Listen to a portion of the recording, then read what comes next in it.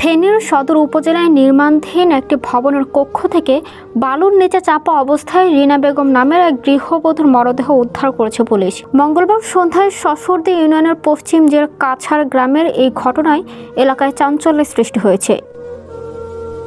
নিহত রিনা বেগমের বয়স ছিল মাত্র ৩৮ বছর। তিনি স্থানীয় বাসিন্দা মোহাম্মদ মানিক মিয়ার স্ত্রী। তার স্বামী বর্তমানে সৌদি আরবে অবস্থান করছেন। 2 ছেলে ও 1 মেয়েকে নিয়ে তিনি ভাড়া বাসায় বসবাস করতেন। পরিবার ও স্থানীয় সূত্রে জানা যায়, স্বামীর কেনা জমিতে নতুন বাড়ি নির্মাণের কাজ চলছিল। মঙ্গলবার বিকেল থেকে রিনা বেগমকে খুঁজে পাওয়া যাচ্ছিল না। দীর্ঘ সময় ধরে খোঁজাখুঁজির পর তার সন্তানরা পাশের নির্মাণাধীন ভবনে যান।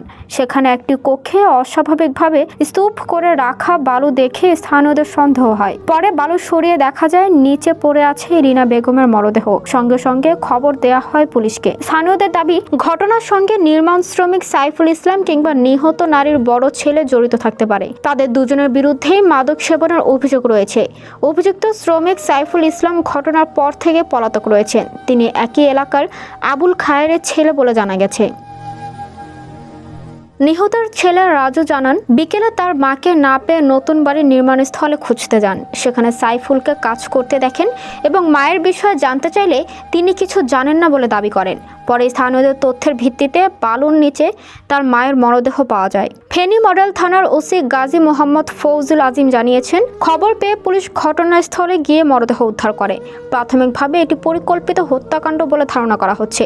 মরদেহ ময়নাতদন্তের জন্য ফেনী জেনারেল হাসপাতালের মর্গে পাঠানো হয়েছে।